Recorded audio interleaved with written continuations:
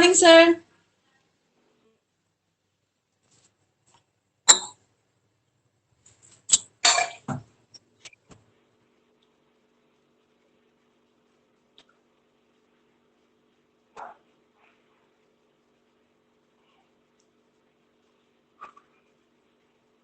अरे उषा आ गई कि नहीं? क्वेश्चंस पूछा लेकिन अभी हाजिर ही नहीं हुआ। क्वेश्चन करने वाले ही गायब हैं यहाँ तो भाई। Tanu good evening, Ritu good evening,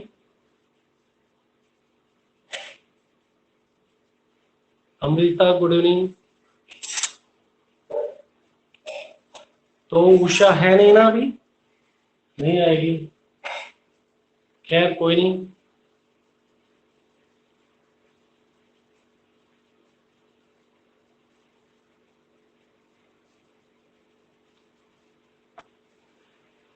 दो मिनट देख लेते हैं। प्रमोद क्या है बेटा ये तुम्हारा?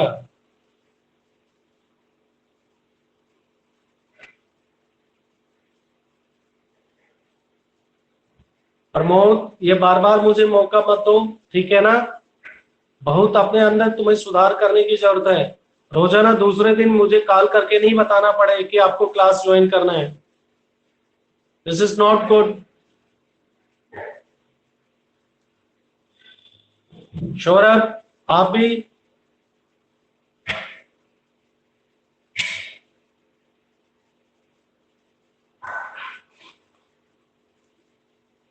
अरे बेटा अभी तो मैंने क्लास ली है, 11th क्लास भी अभी लिया है, तो उनको तो आवाज में कोई दिक्कत नहीं आ रही थी। अगर आपको अभी आवाज क्लियर है सभी को बताइए।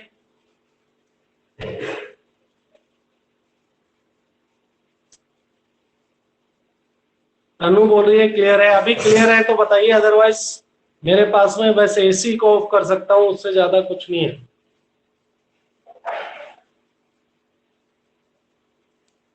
चलो मैं फिर 1 मिनट एसी को ऑफ कर देता हूँ, 1 मिनट के लिए रुकिए।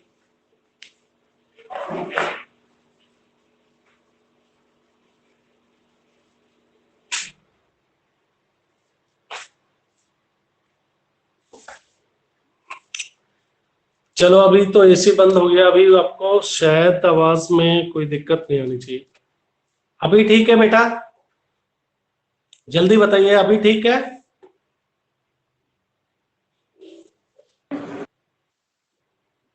अच्छा एसी बंद करवाना था, ठीक है, वेरी गुड। चलो ठीक है कोई नहीं, आवाज आनी चाहिए। और पेज नंबर 24 पे आप जो सुबह बात कर रहे थे, दो ध्रुवीयता का अंत, बाइपोलरिटी। अब जो चैप्टर हमने छोड़ा था उसको वहीं पर छोड़ते हैं। चलो उन्होंने रखा था, वो नहीं आई है तो अलग बात है, लेकिन हम बाइपोलरिटी का ये जो टॉपिक है, साम्यवाद शासन के बाद शॉक थेरेपी, ठीक है ना, इसको करेंगे। और इस टॉपिक से काफी कुछ इस चैप्टर के बारे में जान पाओगे। इसका इंट्रोडक्शन, थोड़ा बैक जो कहानी है, कॉन्सेप्ट है, उसका क्लियर कर देंगे और फिर आपको ये सब समझ में आ जाएगा, ठीक है बेटा?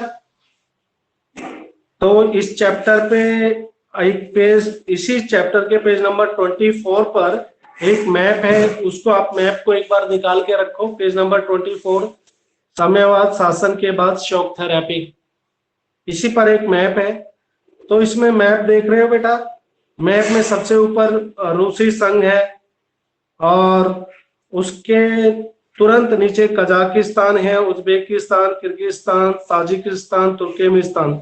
ये जो नीचे की तरफ जितने भी देश हमने बताए, ये पूरा का पूरा सेंट्रल एशिया है। अगर पूरे एशिया को देखोगे तो ये जो 5 देश हैं ये सेंट्रल एशिया में पड़ते हैं। अगर आप पूरा एशिया को देखेंगे ना मैप, तो आपको पता लगेगा कि एशिया का सेंटर है।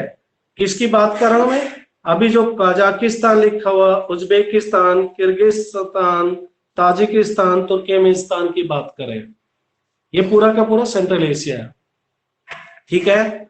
और इसी के साथ में जिस तरफ आप बेलारूस देख रहे हो, ये वेस्ट की साइड में, रूस के वेस्ट में Belarus, Ukraine, Moldova, Romania, Bulgaria, ये जो है रसिया का पूर्व है, यानी कि एशिया का भी पूर्व हुआ, ठीक है ना। तो क्योंकि इसमें बात होनी है इसलिए आपको पता होना चाहिए। और बाकी ये जो देश देख रहे हैं, Serbia, Montenegro, Slovenia, Croatia, Bosnia Herzegovina, Kosovo, Albania, ये सारे के सारे कभी एक देश हुआ करते थे 90 तक। एक देश का नाम था यूगोस्लाविया, और 90 में ये भी टूट गया यूगोस्लाविया। तो उससे ये सारे अलग अलग, अगर आप इसको गिनोगे तो 12 कंट्री के लगभग आई थिंक हैं ये सारे, यानी कि यूगोस्लाविया टूटने से 12 कंट्री बने, ठीक है ना। और ऐसे यूएसएसआर के टूटने से टोटल 15 देश बने, मिलाकर रसिया को।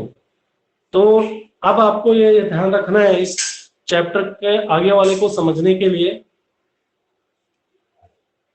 ये तो आपको अच्छे से ध्यान ही है बेटा कि यूएसएसआर का मतलब उसके अंदर 14 और रिपब्लिक्स भी थे, ठीक है ना, 14 और गणराज्य थे रसिया के अलावा। और 90 में, हम पीछे की कहानी पर नहीं जा रहे ज्यादा, 1990 के अंदर यूएसएसआर का डिसइंटीग्रेशन हो जाता है। आपने पूरा कोल्ड वार का पढ़ा है, दोनों के बीच में रहता है। और आखिर में जब यूएसएसआर टूट चुका है तो उस टाइम उसके परिणाम क्या होते हैं भाई? परिणाम आप सोचो कि आपके पास में क्वेश्चन आता है कि consequences of disintegration of USSR, USSR का टूटने के परिणाम क्या हुए, विघटन के परिणाम क्या हुए। तो ये होगा यूएसएसआर टूट गया तो कौन, आप लिखोगे कि सबसे शक्तिशाली देश अमेरिका विश्व में एक सर्वशक्तिशाली देश रह गया। दूसरा क्या है, दोनों देशों के बीच में हथियार का जो रेस थी, हथियार को बढ़ाने के ऊपर जो काम चल रहा था वो खत्म हो गया। भाई एक देश टूट चुका है, अमेरिका अकेला रह गया, तो जो हथियारों की जो रेस है वो खत्म हो जाएगी कि नहीं? दोनों देशों के बीच में हथियारों की रेस खत्म हो गई, अमेरिका और यूएसएसआर के बीच में, क्योंकि यूएसएसआर टूट चुका है, अब एक देश बचा। अब तीसरा पॉइंट आपका यह आएगा, यूएसएस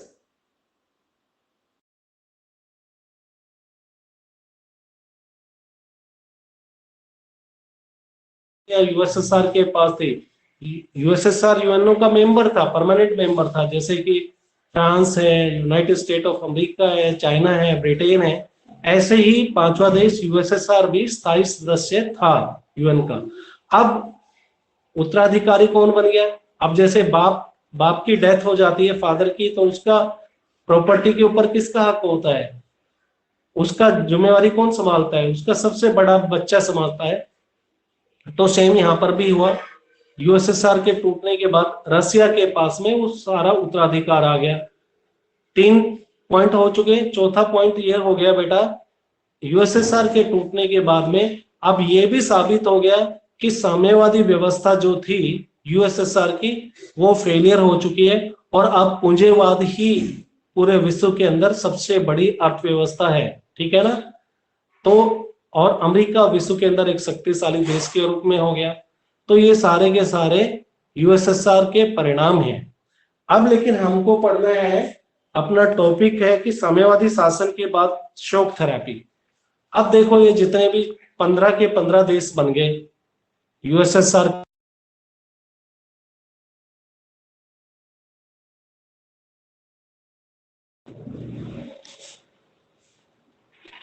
अभी ठीक है, दिखाई दे रहा है?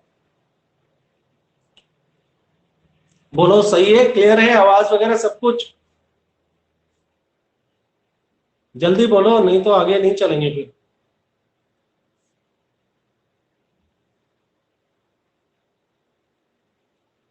अरे आवाज आ रही है? अब फिर तुम्हारा मैसेज आने बंद हो गए क्या? आवाज में कुछ प्रॉब्लम है क्या? मैसेज नहीं कर पा रहे हो? मेरी आवाज आप तक नहीं पहुंच रही है बेटा? आ रही है सर। तो फिर बोलो ना, मैसेज करो, तो कैसे आगे बढ़ूं? मुझे पता ही नहीं तुम सर लोग किया है, सुन 2 पा बार रहे किया है, आपके पास जा ही नहीं रहा। अच्छा ठीक है, तो बोल दिया करो, अभी तो आवाज आ ही रही है ना बेटा। तो अब हम देखने वाले हैं शॉक थेरेपी क्या है, ठीक है ना। तो आपके पेज से मैं पढ़ रहा हूं, साम्यवादी शासन के बाद शॉक थेरेपी। साम्यवाद के पतन के बाद पूर्व सोवियत संघ के गणराज्य एक सत्तावादी समाजवादी व्यवस्था में लोकतांत्रिक पूंजीवादी व्यवस्था तक के कष्टप्रद संक्रमण से होकर गुजरा। यानी कि पहले साम्यवाद था इन देशों में, जितने भी यूएसएसआर के साथ थे गणराज्य, जो 14 गणराज्य और रसिया, इनको मिला के सारे इन्हें क्या कर रहे थे, साम्यवाद के ऊपर थे। अब इनको ये निश्चित हो गया साम्यवाद खत्म हो गया क्योंकि टूट चुका है यूएसएसआर, अब इनको जाना है पूंजीवाद की तरफ। तो ये जो गुजरने का साम्यवाद से पूंजीवाद को अपनाने का जो ये दौर था ना, ये काफी कष्ट वाला था। बहुत इसमें लोगों को, पब्लिक को बहुत सारे कष्ट झेलने पड़े। किस तरह के कष्ट हैं वो आगे बात करेंगे। तो रूस, मध्य एशिया के गणराज्य और पूरी यूरोप के देशों में पूंजीवाद की और संक्रमण का मतलब पूंजीवाद की तरफ ट्रांसफर, जाना, पूंजीवाद को अपनाना, एक खास मॉडल अपनाया। यानी कि रूस और रूस से जो अलग हुए देश है, 14 और देश है, इन्होंने सभी ने पूंजीवाद को अपनाया। अब पूंजीवाद की तरफ जाने में इनको कुछ लोन दिया गया। वो लोन कौन दे रहा था? आईएमएफ, इंटरनेशनल मॉनेटरी फंड, और कौन दे रहा था? विश्व बैंक, वर्ल्ड बैंक ने इनको लोन दिया। तो विश्व बैंक और अंतरराष्ट्रीय मुद्रा कोष द्वारा निर्देशित इस मॉडल को शॉक थेरेपी कहा गया। अब इसको हमने जो एक व्यवस्था, पूंजीवाद व्यवस्था की तरफ जाना, साम्यवाद से पूंजीवादी व्यवस्था की तरफ जाना, और इस व्यवस्था में वर्ल्ड बैंक का और इंटरनेशनल मॉनेटरी फंड का ज्यादा इंटरफेयर होना और उनके द्वारा मदद किया जाना, इसी को शॉक थेरेपी के नाम से जानते हैं। ठीक है ना? यानी कि साम्यवाद से देशों का, यूएसएसआर से जो विघटित हुए गणराज्य है, उनका पूंजीवाद की तरफ जाना, इसी को ही हम शॉक थेरेपी कहते हैं। और इसको मॉडल को कौन कंट्रोल कर रहा था? आईएमएफ और वर्ल्ड बैंक, उन्होंने पैसे दिए। यानी कि जितने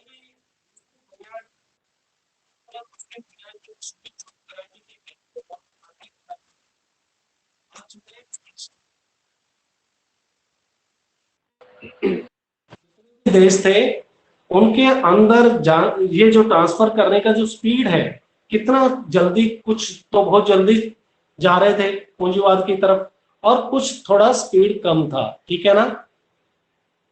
तो ये अलग अलग रहा। हर देश को पूंजीवादी अर्थव्यवस्था की ओर मुड़ना था। यानी कि जितने भी देश थे जो यूएसएसआर से डिसइंटीग्रेट हुए, पूरे के पूरे 14 देश, ठीक है ना, रसिया और उसके अलावा जो 14 गणराज्य थे, अब इन्होंने सभी ने पूरा पूंजीवाद को अपनाना था। इसका मतलब यह था कि सोवियत संघ के दौर की हर संरचना से पूरी तरह निजात पाना था। अब जो सोवियत संघ का जो मॉडल था उससे निकल के और पूरा पूंजीवाद को अपनाना था। ठीक है ना? बिल्कुल अपने आप को चेंज करना था। पूंजीवादी व्यवस्था बिल्कुल एकदम उसके विपरीत है। आप कई बार पढ़ चुके हो कि साम्यवाद में क्या है, स्टेट का कंट्रोल है। ठीक है ना? जो एग्रीकल्चर है, इकोनॉमी है, वो स्टेट के कंट्रोल में है। कहां पर? साम्यवाद में। पूरी खेती में सब लोग काम करते हैं, उसका प्रोडक्शन होता है, वो स्टेट गवर्नमेंट के पास जाता है और स्टेट गवर्नमेंट उसी पैसे से वेलफेयर के प्रोग्राम्स लेके आती है और सब्सिडाइज रेट में लोगों को चीजें मिलती है। सब्सिडाइज मतलब कम कीमत के ऊपर चीजें मिलती हैं। अब इस सिस्टम से निकलना था। यहाँ पर सब कुछ गवर्नमेंट ओन्ड है, दूसरी तरफ क्या है, पूंजीवाद में क्या है, सब कुछ प्राइवेटाइज्ड है, प्राइवेट लोगों के हाथ में है, ओपन मार्केट इकोनॉमी है। तो इस तरफ की तरफ ये एक व्यवस्था से दूसरी व्यवस्था की तरफ ट्रांसफर होना था। जहां पर भी नहीं समझते हो बताना है। हर देश को पूंजीवाद अर्थव्यवस्था की और मुड़ना था। इसका मतलब यह सोवियत संघ के दौर की हर संरचना से पूरी तरह निजात पाना। निजात पाना मतलब उससे छुटकारा पाना था। शॉक थेरेपी की सर्वोपरि मान्यता मिल्कियत का सबसे प्रभावी रूप से निजी स्वामित्व। अब पूंजीवाद का मतलब मिल्कियत मीन्स हो गया यहाँ पे प्रॉपर्टी। प्रॉपर्टी प्राइवेट ओनरशिप में हो जानी है पूंजीवाद के अंदर, कैपिटलिज्म में। इसके अंतर्गत राज्य की संपदा के निजीकरण और व्यवसायिक स्वामित्व के ढांचे को तुरंत अपनाने की बात शामिल थी कि भाई अब सब कुछ जितना भी प्रॉपर्टी है वो राज्य के पास में ना रह के, और जितने भी इंडस्ट्रीज हैं वो पूरे प्राइवेट हाथों में चले जाने हैं। सब कुछ प्राइवेट हाथ में चला जाएगा। अब जो कलेक्टिव फार्मिंग है वो खत्म हो जाएगी। क्या करते थे लोग? रशिया यूएसएसआर के अंदर मिलजुल कर खेती करते थे, जो प्रोडक्शन होता था उससे इनकम होती थी, सब लोगों को बराबर बराबर बांट दिया जाता था, सरकार की तरफ से सबको बराबर फैसिलिटीज मिल जाती थी। यानी कि सब लोग सरकार के ऊपर निर्भर थे अपने डे टू डे के खर्चे के लिए, सरकार से पैसा मिलता था, कोई लोग कमाने का दूसरा सोर्स था ही नहीं। सरकार के यहाँ पे सब लोग काम करने वाले हैं, खेती सरकार के कर रहे हैं, फैक्ट्री में सरकार के में काम कर रहे हैं, और सबको पैसा वहीं से मिल रहा है, खर्चा वहीं से मिल रहा है, बच्चों की एजुकेशन वहीं से हो रही है, और जो कुछ बाजार से खरीदते भी है कुछ चीजें, तो उसके लिए भी सरकार की तरफ से पैसा मिलता है, और बाजार में जो चीजें मिलती है वो भी कम दामों पर मिलती है, सब्सिडाइज रेट में मिल रहा है। ये सब कुछ चल रहा था। अब बिल्कुल ये सब कुछ बंद हो जाएगा और उसके अपोजिट में होना है, पूंजीवाद, अमेरिका का सिस्टम अपनाना है इन्होंने, ठीक है। तो कलेक्टिव फार्मिंग की जगह निजी फार्मिंग हो जाएगी, ठीक है। पूंजीवाद पद्धति से खेती शुरू, अब खेती में पूंजीवाद आ जाएगा। पूंजीवाद का मतलब प्राइवेट ओनरशिप। अब इसमें माफिया होंगे। माफिया का मतलब कोई, मान लो एक्स के पास में बहुत ज्यादा पैसे थे, उसने क्या किया, साम्यवाद में भी एवरेज रूप से ऑन एंड अबाउ एवरेज सब लोग बराबर थे, लेकिन फिर भी उनमें भी बहुत सारे जो पूरा राजा रहे हैं, महाराजा एम्पायर्स रहे हैं, उनके पास में तो पैसे थे। तो कहने का मतलब जो माफिया है, जिनके पास बहुत ज्यादा पैसे हैं, उन्होंने बहुत सारी जमीन खरीद ली। जब बोलियां लगने लगी, सरकार ने बिक्री शुरू करने लगा, यूएसएसआर के अंदर फैक्ट्री बिक्री की जा रही है, खेती बिक्री करी जा रही है, और उसके कूपन कूपन दिए जा रहे हैं, वाउचर्स, भाई कोई खरीदना चाहता है तो खरीदो। अब बेचारा गरीब आदमी जिसको दिन की रोटी की नहीं मिलती, वो क्या फैक्ट्री खरीदेगा, क्या खेती खरीदेगा। तो उनके जो वाउचर्स हैं, जो कूपन है, वो भी माफिया लोगों ने खरीद लिए, ठीक है ना। उनके हाथ में सब कुछ आ गया, और ये माफिया लोगों ने प्रॉपर्टी अर्न कर ली। सरकार ने बिक्री की है और ये लोग खरीद रहे हैं। किसी के पास में 500 एकड़ जमीन खरीद डाली, और किसी ने 100 एकड़ खरीद ली, और बहुत लोगों के पास में कुछ भी नहीं था।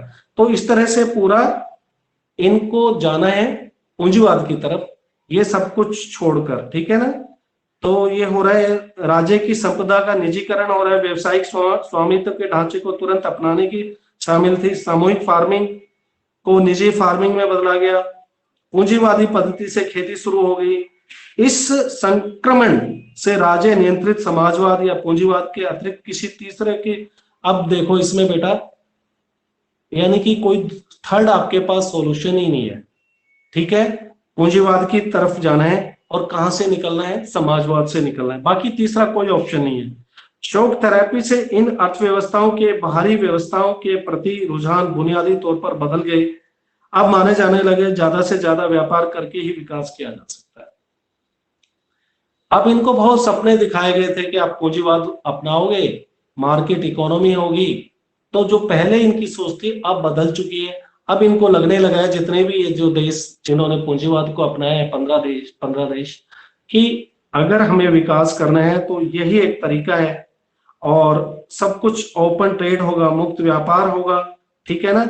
पूंजीवाद की व्यवस्था को अपनाने के लिए वित्तीय खुलापन, अब ओपन मार्केट इकोनॉमी है, मुद्राओं का आपसी परिवर्तनीयता और मुक्त व्यापार की नीति महत्वपूर्ण होगी। यानी कि मुद्रा चेंज होगी, यानी कि जैसे कि इंडिया की जो रशिया की जो रूबल रहा होगा, ठीक है ना, अब रूबल और डॉलर के बीच में जो कोस्ट का वेरिएशन था, ये सब परिवर्तनशीलता चलेगी। नहीं तो पूरा यूएसएसआर में एक ही करेंसी चलती थी, दैट वाज द रूबल, ठीक है ना। जैसे भारत में अब क्या होगा, आपको अमेरिका से कुछ लेना है तो डॉलर में खरीद करनी होगी, ऐसे ही इंटरचेंज होता था, ये सब चलने लगा। और लास्ट में क्या हुआ, सोवियत खेमे में मौजूद व्यापारिक गठबंधनों को समाप्त कर दिया गया।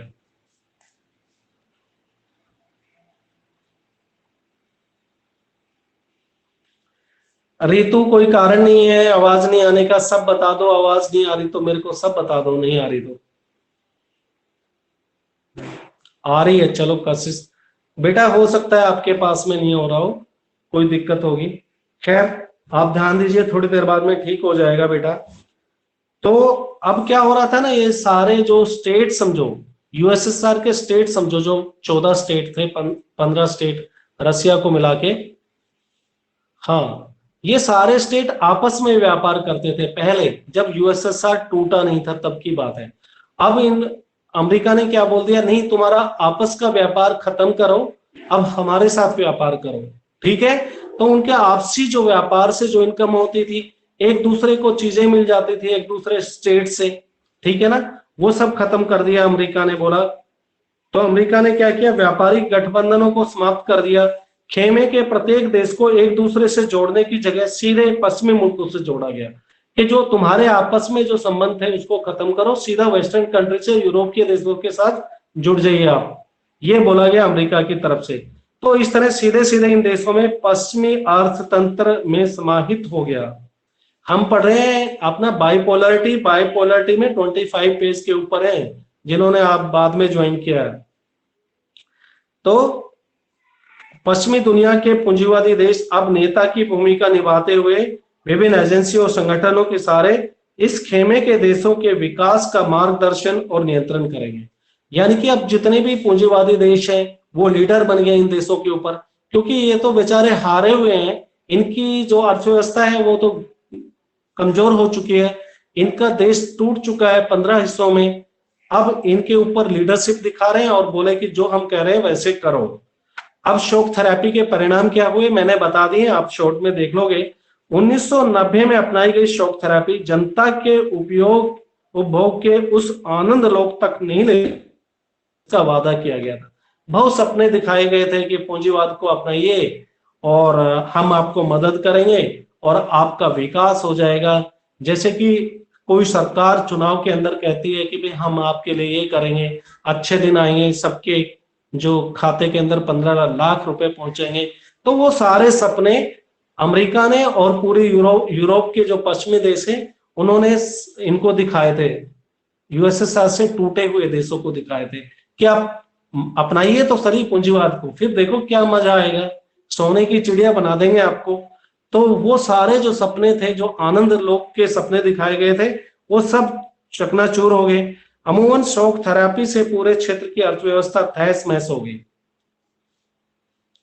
अब बेटा देखो, सोचने की समझने की जरूरत है, कैसे अर्थव्यवस्था तहस महस हो गई। सरकार सब्सिडाइज रेट के ऊपर सबको खाने पीने का दे रही थी, सब कुछ इलाज फ्री में था, खेती सरकार के यहाँ कर रहे थे। अब मेरे जैसे के पास खेती आ गई और मेरे पास 500 एकड़ जमीन आ गई, मेरे को खेती की जरूरत ही नहीं है, मैंने तो वैसे ही खरीद के डाल दी, मैं उसमें खेती भी नहीं कर रहा हूं, लेकिन मेरी ओनरशिप है, मैंने पैसा खर्च कर दिया, ठीक है ना। अब इससे हुआ क्या, अनाज का कमी आएगा देश में, दूसरे देशों से अनाज खरीदना पड़ेगा, क्योंकि कुछ माफिया लोगों ने प्रॉपर्टी को खरीद डाला और उसमें उत्पादन नहीं हो रहा। ऐसे ही फैक्ट्रीज का मैंने आपको फैक्ट्री का जो एग्जांपल लेके समझाया था। अब यहाँ पे दूसरे देशों की मल्टीनेशनल कंपनीज आने लग गई, ठीक है ना, व्यापार होने लग गया, ओपन मार्केट इकोनॉमी आ गया, यानी कि एकदम सब कुछ बदल गया, जो पहले था उसके बिल्कुल विपरीत हो चुका है। चलो चैप्टर में देख लेते हैं। अमूमन शॉक थेरेपी से पूरे क्षेत्र की अर्थव्यवस्था तहस महस हो गई और इस क्षेत्र की जनता को बर्बादी की मार झेलनी पड़ी। रूस में पूरा का पूरा राज्य नियंत्रित औद्योगिक ढांचा चरमरा गया। पहले तो स्टेट का कंट्रोल था ना बेटा पूरे इंडस्ट्रीज के ऊपर, लगभग 90% उद्योगों को निजी हाथों या कंपनियों को बेच दिया गया, पूरा बेच डाला। सारी समझो कि इंडस्ट्रीज है, उनकी बोली लगा दी, खरीदो जिसको खरीदना है। आर्थिक ढांचे का यह पुनर्निर्माण चूंकि सरकार द्वारा निर्देशित औद्योगिक नीति के बजाय बाजार की ताकतें कर रही थी। अब देखो जहां पर भी ओपन मार्केट पॉलिसीज होती है ना, तो सरकार का बहुत ज्यादा नियंत्रण नहीं रहता है, सरकार उनके ऊपर कुछ कंट्रोल नहीं रख पाती है, ठीक है ना। चीजों की दाम को, रेट को कितना बढ़ाना है। फैक्ट्री में अब कार बन रही है, टाटा कार बना रही है, मारुति वाले कार बना रहे हैं, तो इनके रेट को तय ये प्राइवेट ओनरशिप करेगी, टाटा करेगा, इसमें सरकार का कोई रोल नहीं है, ठीक है ना। तो इस तरह से सरकार का कंट्रोल अब नहीं है, पहले सरकार के कंट्रोल में था सब कुछ, अब सरकार का कंट्रोल खत्म हो चुका है, ठीक है। बाजार डिसाइड कर रहे हैं, जैसे कि आज के दिन पेट्रोल के आप देख रहे हो रेट, अब पेट्रोल के रेट किस तरह से अपने आप बढ़ते जाते हैं, सरकार बोलती है हमारे कंट्रोल में नहीं है, तो किसके कंट्रोल में है। इसलिए ये कदम सभी उद्योगों को मोटिवेट करने वाला साबित हुआ। इससे इंडस्ट्रीज पूरी, कल मैं बता रहा था कि आपको पूरी इंडस्ट्रीज का जो प्रोडक्शन है वो खत्म हो गया। मोटिवेट मतलब खत्म हो गया। इतिहास की सबसे बड़ी गैराज सेल के नाम से जाना जाता है, यानी कि इंडस्ट्रीज को बेच डाला है, ठीक है ना, क्योंकि महत्वपूर्ण उद्योगों को कीमत से कम करके आंकी गई। अब मान लो कि 50 आदमी है और मैं बेच रहा हूं अपनी प्रॉपर्टी, मेरी मजबूरी है, मुझे आज बेचना ही है, और ये जो खरीदने वाले हैं इनको पता है कि आज इसको बेचना ही है, तो जो रेट है मेरे को प्रॉपर्टी का कम से कम मिलने वाला है, क्योंकि ये जितने भी खरीदार हैं वो सब आपस में हो जाएंगे कि भाई बोली ज्यादा मत बढ़ाना। तो ऐसे ही खेती को भी ऐसे ही खरीदा गया, ऐसे इंडस्ट्रीज को भी ऐसे ही खरीदा गया, यानी कि औने पौने दाम में सरकार को बिक्री करना पड़ा। ये बातें क्लियर समझ में आ रही है? कहीं पे डाउट तो नहीं? एक बार मैसेज कर दो जल्दी से, बुक के अंदर से पढ़ा रहा हूं तुम्हें।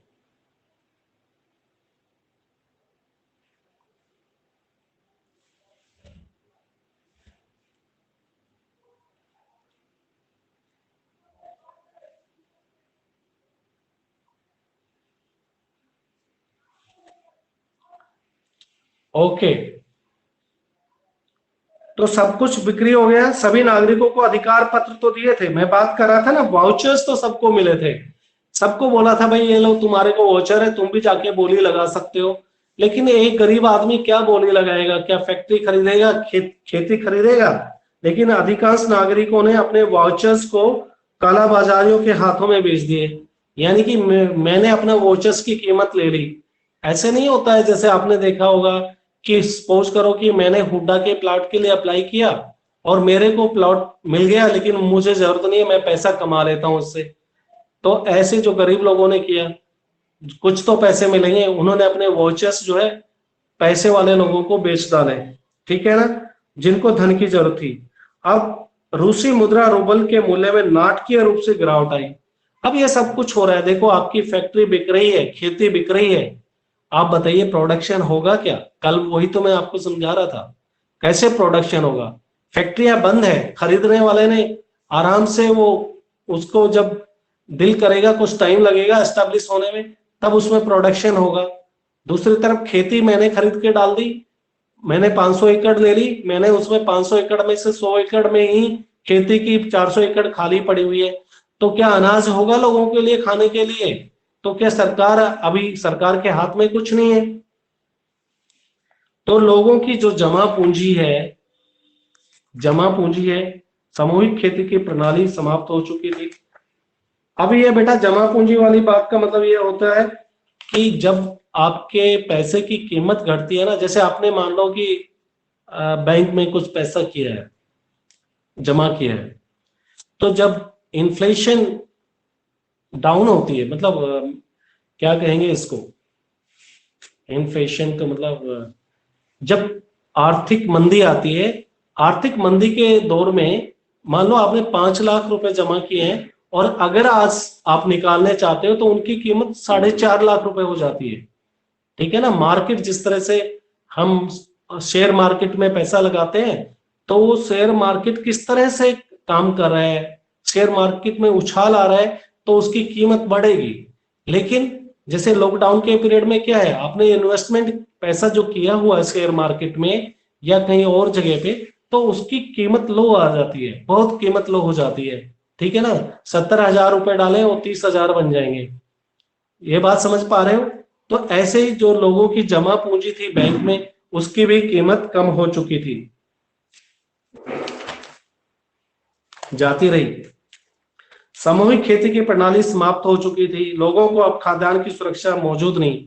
अब लोगों को कहीं से, जो पहले से क्या था, जो फूड सिक्योरिटी थी, फूड सिक्योरिटी का मतलब जैसे आपके यहाँ पे पब्लिक डिस्ट्रीब्यूशन सिस्टम काम कर रहा है, राशन की दुकानों से गरीब लोगों को खाना मिल जाता है। अब गरीब लोगों को अगर घर में कोई नौकरी भी नहीं कर रहा, फिर भी अनाज तो फ्री का मिल ही जाता है, कम दामों पे मिल जाता है, सब्सिडाइज रेट के ऊपर। आज के दिन 2 रुपए किलो, 2.5 रुपए किलो ये मिल जाते हैं चावल, और दाल का भी कीमत रेट कम है। तो वो सब खत्म हो गया, क्योंकि अब कलेक्टिव फार्मिंग खत्म हो चुकी है। आप सोचिए, यूएसएसआर से जो टूटे देश, उनकी हालत क्या हो रही है? जो रूबल है उसकी कीमत डाउन आ चुकी है, लोगों को काम नहीं मिल रहा है, सामूहिक खेती खत्म हो चुकी है, फैक्ट्रियां बंद हो चुकी है। तो ओवरऑल देश, जितने भी जो टूटे हुए देश है, इनकी इकोनॉमी जो है बिल्कुल गर्त में जा चुकी है, गड्ढे में जा चुकी है। ये सब कुछ हो रहा है। तो इसी पीरियड में लोग, रूस को दूसरे देशों से अनाज खरीदना पड़ा। 1999 में वास्तविक सकल घरेलू उत्पाद 1989 की तुलना में कहीं नीचे था। देखो भाई, जब देश टूटा तब इनकी कंडीशन ठीक थी, ये बता रहे हैं, और टूटने के 10 साल बाद जब देश टूटा तो उससे भी नीचे जा चुके थे। यानी कि सकल घरेलू उत्पाद का मतलब ये होता है बेटा GDP, gross domestic product. Gross domestic product का मतलब प्राइमरी, सेकेंडरी और टर्शियरी सेक्टर से, यानी कि फैक्ट्री से, खेतों से जो देश को कमाई हो रही थी, वो 10 साल बाद में जो देश टूटे उससे भी नीचे चली गई। 10 सालों बाद ऊपर आने की बजाय नीचे जा चुकी है। पुराना व्यापारिक ढांचा तो टूट चुका था, लेकिन जगह जगह कोई वैकल्पिक व्यवस्था नहीं हो पाई थी। अब पहले जो देशों के बीच में व्यापार कर रहे थे, ट्रेड कर रहे थे, वो सब खत्म है। समाज कल्याण की पुरानी व्यवस्था क्रम से नष्ट किया गया। सरकारी रियायतों के खात्मे के कारण ज्यादातर लोग गरीबी में पड़ गए। सरकार की तरफ से मिल रहा था। आज सोचो, आपके देश में जो वीकर सेक्शंस के लोग हैं, बेरोजगार हैं, उनको सरकार की तरफ से फ्री में मिल रहा है, लगभग सब्सिडाइज रेट के ऊपर खाना पानी। अब सरकार ये सब कुछ बंद कर देगी तो आप सोचिए उनकी हालत क्या होगी। वो बेरोजगार तो बैठे ही है, उनको खाने को मिल रहा है अभी, अब खाने को भी नहीं मिलेगा तो वो क्या करेंगे? अपराध करेंगे, ठीक है ना। देश के लिए एक समस्या खड़ी हो जाएगी, एक नई समस्या। तो वहां पर भी यही हो रहा था। मध्य वर्ग और समाज के हाशिए पर आ गया। मध्य वर्ग के लोग, जो जैसे अपने यहाँ पर मिडिल क्लास फैमिली है, सबसे ज्यादा जब कहीं पर भी मंदी आती है या महंगाई बढ़ती है तो उसका असर कौन सी क्लास के ऊपर पड़ता है? बताओ तुम लोग, सोचो। शाबाश, कोई बड़ी बात नहीं है, सोच सकते हो। मैं वही एक्सपेक्ट कर रहा हूँ जो मिडिल तुम बता क्लास सर। सकते हो। Very good, exactly. तो मिडिल क्लास का वहां पर भी बुरा हाल हो रहा है, ठीक है ना। मिडिल क्लास का बुरा हाल है वहां पर, मैं बात कर रहा हूं उस पीरियड में। तो अकादमिक, बौद्धिक कामों में जुड़े लोग या तो बिखर गए या बाहर चले गए। अब जो नए, मतलब अच्छे ब्रेन थे, जो लोग कुछ कर सकते थे, पढ़े लिखे लोग थे, उन्होंने सोचा यार यहाँ तो हम भी ऐसे ही। भाई सोचो कि कोई साइंटिस्ट है, सरकार को साइंटिस्ट की जरूरत ही नहीं है अभी, सरकार ही स्टेबल नहीं हो पाई, तो साइंटिस्ट की जरूरत नहीं है, तो साइंटिस्ट तो बेचारा वो, उसके लिए बेरोजगारी आ गई। साइंटिस्ट होते हुए भी वो घर का खर्चा नहीं चला पाएगा, तो ऐसे टाइम में वो क्या करेगा? दूसरे देश में चला जाएगा। तो यही उस टाइम में हुआ। जो बौद्धिक लोग थे, जिनके पास विजडम थी, जिनके पास स्किल्स थी, वो सारे के सारे भागने लगे। अगर आप बर्लिन का यूनिफिकेशन, जर्मनी का यूनिफिकेशन पढ़ोगे तो उसमें भी ऐसी बातें आएंगी, ठीक है। कई देशों में एक माफिया वर्ग उभरा और उसने अधिकतर आर्थिक गतिविधियों को अपने नियंत्रण में ले लिया। मैंने माफिया वर्ग का मतलब बता ही दिया बेटा। माफिया का मतलब बहुत सारी चीजों को सरकार से खरीद लेना और पूरा कंट्रोल उनके हाथ में आ जाना, देश की इकोनॉमी को वो कंट्रोल करते हैं। तो ये हो गया, ठीक है ना। और निजीकरण ने नई विषमताओं को जन्म दिया। अब ये प्राइवेटाइजेशन से आने से क्या है, देश के अंदर अलग अलग क्लास होगी, middle class, lower class, upper class, यानी कि कुछ बहुत सारे लोग, ये 10 सालों की बात है, 89 से 99 की बात कर रहे हैं, तो कुछ तो बहुत अमीर हो गए, बहुत मिडिल क्लास में आ गए और बहुत सारे बहुत गरीब हो गए। हम यूएसएसआर के टूटने के बाद की बात कर रहे हैं, ठीक है ना। और ऐसी मदद की रशिया की, जो यूएसएसआर से टूटे हुए 15 देशों की ऐसी मदद की शॉक थेरेपी के अंदर, आप जान लीजिए अमेरिका ने, उनकी हाल बेहाल हो चुका था, ठीक है ना। अब धनी और निर्धन लोगों के बीच में आर्थिक असमानता थी। मैं बता ही चुका हूं कि धनी लोग बहुत धनी हैं और गरीब लोग, यानी कि एक गैप बन गया है, इकोनॉमिकल गैप बन गया है लोगों के बीच में। आर्थिक बदलाव को बड़ी प्राथमिकता दी गई, उस पर पर्याप्त ध्यान भी नहीं दिया गया। लेकिन लोकतांत्रिक संस्थाओं के निर्माण का कार्य ऐसी प्राथमिकता के साथ नहीं हो सका। इन सभी देशों के संविधान हड़बड़ी में तैयार किए गए। अब ये हो रहा है कि जो लोकतांत्रिक व्यवस्था है उसको भी, मतलब डेमोक्रेसी की तरफ जा रहे थे ना ये, तो डेमोक्रेसी को भी इतने अच्छे से नहीं एस्टेब्लिश कर पाए, देश का कॉन्स्टिट्यूशन भी ढंग से नहीं बन पाया। ठीक है, कॉन्स्टिट्यूशन बना वो भी जल्दी में बनाया गया। रूस सहित अधिकांश देशों में राष्ट्रपति की कार्यपालिका प्रमुख बनाया गया और उसके हाथों में लगभग हर संभव शक्ति थमा दी गई। कॉन्स्टिट्यूशन अमेरिका की देखरेख में हो रहा है, तो अमेरिका में राष्ट्रपति पावरफुल है, तो रूस जैसे देशों में भी यही हुआ। राष्ट्रपति पहले भी पावरफुल था यूएसएसआर के पीरियड में, अब भी राष्ट्रपति पावरफुल बनाया गया। डेमोक्रेसी में होता क्या है कि इलेक्टेड मल्टी पार्टी सिस्टम होता है, लेकिन आप देखोगे ये लोग कैपिटलिज्म की तरफ चले गए, पूंजीवाद की तरफ चले गए, लेकिन इन्होंने पूर्ण रूप से डेमोक्रेसी को पूर्ण रूप से नहीं अपनाया।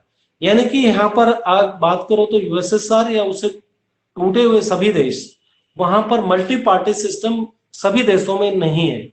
आपके सामने रसिया का एग्जाम्पल है, सिर्फ सिंगल पार्टी है, ठीक है ना वहां पर। तो फलस्वरूप संसद अपेक्षाकृत कमजोर रह गई। अब ऐसे सिस्टम में होगा कहां, जहां पे राष्ट्रपति के पास में बहुत पावर है, तो पार्लियामेंट कमजोर हो जाएगी। और पार्लियामेंट कौन है, एक आपकी रिप्रेजेंटेटिव बॉडी है, जनता ने चुनी हुई बॉडी। तो कहने का मतलब आप एक सिस्टम से दूसरे सिस्टम में चले गए, लेकिन वो पूर्ण रूप से आप फॉलो नहीं कर पाए। यानी कि जो चुनकर जो लोग गए हैं उनके हाथों में कुछ पावर ही नहीं है। राष्ट्रपति के पास में सारी पावर है, मेंबर ऑफ पार्लियामेंट के पास में कुछ पावर नहीं है। मध्य एशिया के देशों में राष्ट्रपति को बहुत अधिक शक्तियां प्राप्त थी और इनमें से कुछ तो सत्तावादी हो गए। मध्य एशिया का मैं बात कर रहा हूं तो आपके पास में कजाकिस्तान, तुर्कमेनिस्तान, उज्बेकिस्तान, जितने भी ये 5 देश हैं, ये सारे यहाँ पर भी प्रेसिडेंट मतलब वहां पर क्या हुआ, सत्तावादी का मतलब उनको चेंज करना ही मुश्किल है। वो एक बार बना दिए गए तो वो लगातार बने रहे अपने पद के ऊपर। तो क्या डेमोक्रेसी है जहां पर जो हेड सत्ता के शीर्ष पे बैठे हुए लोग उनको बदला भी ना जा सके। मिसाल के तौर पर अगर आप बात करें तो तुर्कमेनिस्तान, उज्बेकिस्तान राष्ट्रपति ने पहले 10 वर्षों के लिए अपने आप को इस पद पर बहाल कर दिया। कोई भी मान लो मेरा जैसा कोई राष्ट्रपति बन गया और ये डिक्लेयर कर दिया कि अगले 10 साल तक तो मैं ही रहूंगा, भाई उसके बाद देखेंगे चुनाव होंगे या नहीं। तो इस तरह से यहाँ पर हो रहा है। और जब 10 साल पूरे होने लगे तो मैंने देखा कि हाँ अभी तो ठीक ठाक हूं, अभी तो और 10 साल जीने वाला हूं, तो बोला कि ठीक है अगले 10 साल भी मैं रहूंगा। तो ये सब कुछ चल रहा था। इन राष्ट्रपतियों ने अपने फैसलों से असहमति और विरोध की अनुमति नहीं दी। अधिकतर देशों में न्यायिक संस्कृति और न्यायपालिका की स्वतंत्रता को स्थापित करने का काम करना अभी बाकी था। अब लोगों के पास में सरकार की बुराई करने का अधिकार खत्म है। प्रजातंत्र में होना क्या चाहिए, सरकार कोई पॉलिसीज लेके आती है, लोगों को अगर वो अच्छी नहीं लगी तो सरकार की उन पॉलिसीज के खिलाफ आप विरोध कर सकते हो, धरना दे सकते हो, प्रदर्शन कर सकते हो। लेकिन वहां पर ऐसा कुछ भी नहीं था, ठीक है ना। और न्यायपालिका है वो भी स्वतंत्र नहीं है। जैसे भारत में 1975 में न्यायपालिका अपने आंख और कान बंद करके बैठी थी, ऐसे ही वहां पर भी न्यायपालिका इंडिपेंडेंट नहीं थी। रूस सहित अधिकांश देशों की अर्थव्यवस्था ने सन 2000 में यानी अपनी आजादी के 10 साल बाद खड़ा होना शुरू किया, ठीक है ना। अगर रूस की बात करो तो रूस तो उनमें सारे 15 देशों में सबसे ताकतवर था, और इसको वापस उस पोजीशन में आने के लिए, पहले वाली पोजीशन में आने के लिए इसको 10 साल लग गए। तो आप कैसा शॉक थेरेपी अंदाजा लगा दो, कैसा कैपिटलिज्म की तरफ जाने से उनको क्या फायदा हुआ। एक सिस्टम से दूसरे सिस्टम में जाने से 10 साल तक पहले वाली पोजीशन में पहुंच पाए हैं। मान लो कि उस टाइम में रूस की जो इकोनॉमी है वो 20,000 बिलियन डॉलर की है, और इसको अब 10 साल बाद में दोबारा से पाया गया।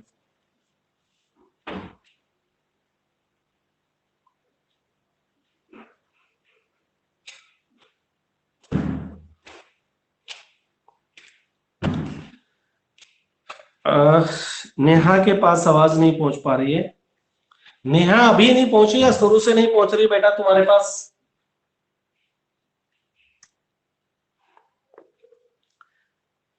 अरे सब लोग जुड़े हैं तो आवाज पहुंच रही होगी तब तक, नहीं तो रूस सहित अधिकांश देशों में अर्थव्यवस्था ने सन 2000 में यानी अपनी आजादी के 10 साल बाद खड़ा होना शुरू किया।